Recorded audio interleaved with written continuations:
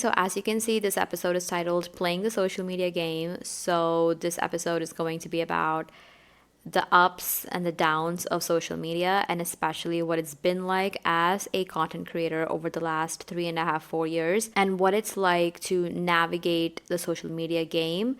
And I call it a game because on social media, you are always going to win some and you're always going to lose some. And none of this is make it or break it. And you get out of it what you put into it. So, with that said, let's just jump right into the topic because social media is a very important part of my life, or it has become over the last few years. If you didn't know, I am a social media travel content creator and I have been posting travel content more seriously over the last 3 years. I host group trips for travelers, and last year we went to Morocco. Beginning of this year we were in Thailand, and the coming years we are planning for Greece, Morocco once again, and India. So social media is a very important part of that. In addition to that, social media is also a lot of fun for me because I have learned how to use it as such. There was a time where I felt like I was just over in overdrive with so many insecurities that I felt like my self-worth and my worthiness and my value and how I show up in the world is a direct reflection of what my social media says. So, for example, and I know like I have overcome this, but I know that people who are kind of in the social media game or are just in a phase of life where this is how their thinking is, I know that, the number of likes you get on a post, the number of shares, saves, comments, all of this really can get to you if you haven't done enough work on yourself to separate your sense of self-worth and your value in this world from the number of likes and comments you get. It's really hard to play the social media game, especially over time. I believe that social media and creating content on social media has become, or being an influencer, for example, has become a point of public mockery. People I know say it in passing and they ridicule other influencers or creators, and they say things like, well, who does she think she is? Or, wow, she's such a pick me for this. Wow, she's trying to be so cool. Or, oh my gosh, she's such a wannabe. And honestly, I've heard all of these directed directly towards me through friends or past friends and on my social media comments sometimes. And I've also definitely seen a variation of these types of comments on other content creators and influencers' pages. And I always laugh about the irony of it because it's the same people who have these negative things to say on other people's social media pages are the same people who continue to view their content, share their content, and in some form boost their content. And it's public psychology and sociology is just such an interesting subject to me and will continue to be an interesting subject. I have learned definitely a lot from playing the social media game, and I keep saying this over and over again that it is a game, it is a game, it is a game, because it's not a reflection of who you are as a person. It's not a reflection of how good your content is, even. Because a lot of the times I have met some amazing content creators. Like their content is just HD, 4K quality, drones, and like all this work and editing, and it's just so great. But they don't get the kind of credit, appreciation, value that they deserve for all the effort and work and thought that they put into creating this content. And so it's so easy for content creators like that. And I've actually had to deal with this myself, where I used to kind of feel like, oh my God, like I'm working so hard. I'm like putting so much thought into this content. I'm like putting so much effort into my captions, but why am I not getting that kind of exposure that I think I should get? And a lot of times that would, I remember, like stop me from posting content because I would be like, oh my God, like I thought this content was really great, but why did it flop? And on the other hand, I would put like no effort into some content and that would get like tons and tons of views or likes. And it's a very confusing game. I say it again, it is a game. You never know what's going to be a hit or a miss or a flop. So the one thing that I would say, or I have learned over time, is to have a thick skin. You have to have a thick skin. You have to be so comfortable with who you are as a person, and you have to love the content that you make so much that it doesn't matter what the outcome of that piece of content is.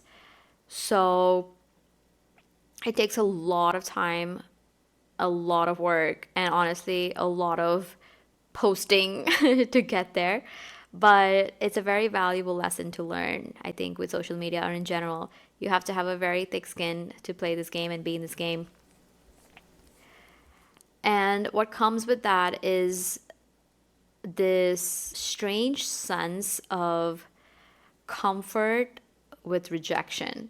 So all those times that I felt like my content deserved to get more credit, more likes, more comments, views, and it wouldn't get that kind of recognition that I wanted to get, and I would feel like a sense of deep rejection.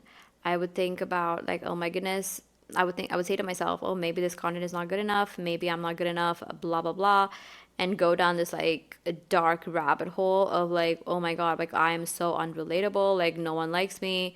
And that's why you have to, and that's that muscle that I was, I guess now looking back, was getting trained within me, where I felt rejected so much a lot of the times that it doesn't bother me anymore. And that's one of life's weird paradoxes, where it's like, okay, I put so much effort, time into this, and I don't get the recognition that I deserve. Rejection, rejection, rejection, over and over and over again, where I just stopped caring. And the funny thing is, when I stopped caring, and another interesting thing happens, which is you are just fully becoming your authentic self. Like you get rejected so much that you just don't care anymore, that you just start embracing your authentic self, and you're just okay. You're okay to just be yourself, and it's such a freeing thing. And that's why I say a lot of the times, like, everything happens in the universe exactly the way it's meant to be. There is something always to be learned in pain. And for me, that was this sense of, why is my content not getting enough recognition, feeling rejected and low for it, doing it anyway, continuing to feel low and rejected for it, and then just not caring and just being free, just removing the shackles of that hold that it had on me, and just being free, where I can just be my authentic self now. And then what comes with just being your authentic self and authenticity is you're not afraid to be vulnerable anymore. You are so comfortable just saying what you want to say without caring or worrying about how other people will look at you, what other people will think about you. And I guess a lot of this has to come with age as well. Maybe this was definitely not something that I could even fathom when I was in my early 20s. Like this would have been such a foreign concept to me. But over time, playing the social media game has got me here, where I would post content, I would feel so much joy. And I do want to say that as well. Like, posting content, especially in the beginning days, for me was just so much fun. I couldn't travel a lot in my early 20s because I was living at home and I had extremely controlling parents that wouldn't let me travel. But I would still want to like go out and like film content and stuff like that. So like I remember like I would go to like a pumpkin patch during like the fall season, and I would take like pictures and stuff, and like post pictures and like post and tag like the places and the outfits I was wearing and stuff like that. And then I remember I went to like a tulip farm once and did the same there. And then I went to like a random, like I would go to like random coffee shops and like post about coffee shops. And then I just realized like the concept and the idea of creating content is just so much fun that I would do it regardless without questioning the quality of my content. Something else that also happened within this time frame of I started posting content and not getting the recognition that I thought I deserved was this switch that happened inside of me where I stopped making the content about myself and just started to share my stories and share my thoughts and feelings in a more authentic, vulnerable way that would resonate with someone else's true emotions and feelings or something that they were going through as well. Again, in order to get to this place of just being authentic and vulnerable and embracing your insecurities and then sharing and talking about those insecurities, it's a lot of work, but that's where the magic actually happens with social media. So you have to be really patient with yourself. You have to be extremely loving and kind to yourself. And having said that, as much as you are on this path of being open and vulnerable and having this mindset of service of other people, it's not to say that you're not going to have bad days. You know, going viral is just such a weird thing to me. I've always had such a double-edged sword relationship with it. On one side, you get like comments on your viral videos about how amazing the content is. On the other side, you have people just like calling you out for things or saying that you're undeserving or say like just nasty things in general. And so on one side, it's like you wanted the attention, you wanted people to see your content, right? So now you're getting that attention, but some of the attention is hate. And now how you deal with the hate is a whole other thing. For me, like this was, again, it went back to just reminding myself of who I am, knowing who I am. And so knowing who you are is so fundamentally important that regardless of what someone says about you on the internet, it should not matter. But I'm older and I'm at a place where I can differentiate and see that for every 10 people that are going to clap hands for you, there's going to be 3 or 4 that don't. And you just have to be okay with it. And again, going back to the game, it is a game. It's part of playing the game, and you just have to play the social media game. If you're going to be in it, you have to go into it with a full sense of self. And another thing that happened to me, which was just an interesting observation with social media, is how strangers sometimes on the internet will be your biggest supporters. And I found that to be so interesting because we are raised told that our friends and family are will be our biggest supporters, that they will be your ride or die. And you have this expectations that you put in your friends and family to be big supporters of you. And to be honest, I was disappointed when I didn't get that kind of recognition from my friends and family that I thought I would get. But there was a switch again that happened, and a learning and realization that happened there as well, where I realized that your friends and family are your friends and family. You know, you have to love them and respect them for it. And your social media and the people that your audience on social media are different. They're your audience on social media. The way that they support you, the way they probably like look up to you even, or probably the way that they try to emulate you is a very different lens than your friends and family. So you have to make that differentiation for yourself and not be so, not have that kind of expectations of them and just let people be. I always say this, like your friends and family or your friends and family, if you have an online business, your friends and family are not your clients. And social media also somewhere is not for your friends and family, especially if you're trying to build a business online and build a community where you're trying to sell something, or where you're trying to build a community that's going to support you or your business in some way. Your friends and family are your friends and family. Your social media audience is your social media audience and your potential clients. Make that differentiation for yourself and have that clarity while you're playing the game. And the last thing I want to talk about that social media did for me is how empathetic it has made me.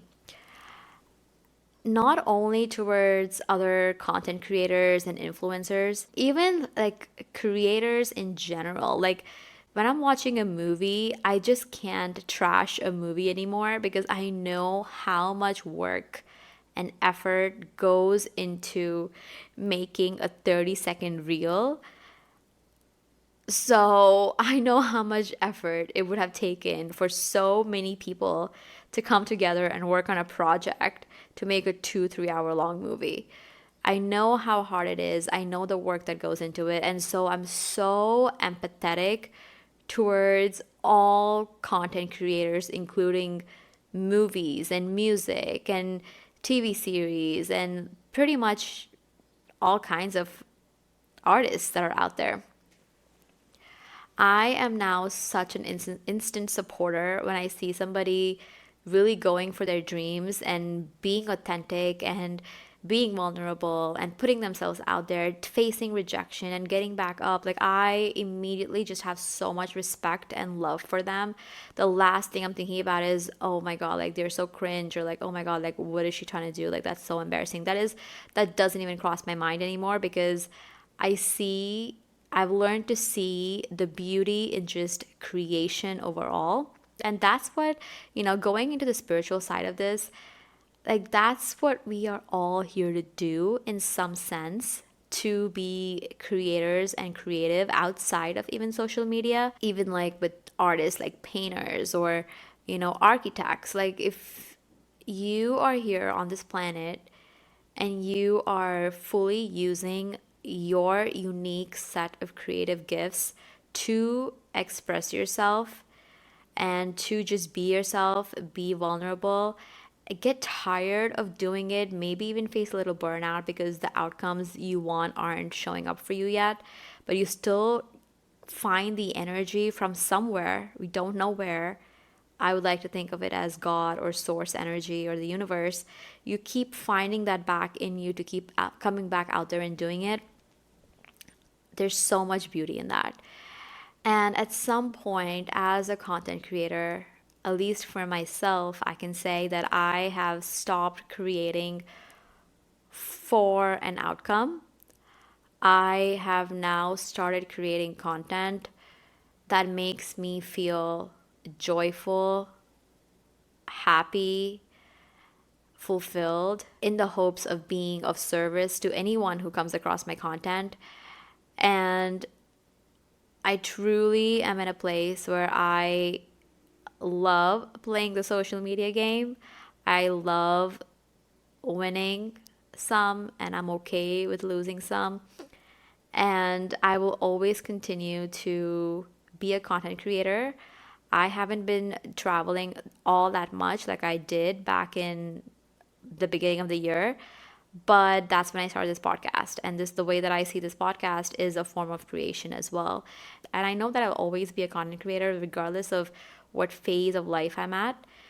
And I do strongly, highly encourage anyone who's thinking about social media content creation and are just a little shy and are a little scared about what their friends and family will think of them, or if they're shy about not getting as many likes or recognition or all these things. Just all I want to say to you is just go and create your content. The world needs your point of view, and your point of view is just so, so, so unique to just you. And you never know who might need to receive what you have to say in order to make their day or their life better. With that, that is the conclusion of episode 6 of Mindset Mentors, playing the social media game. I will see you next week with another topic.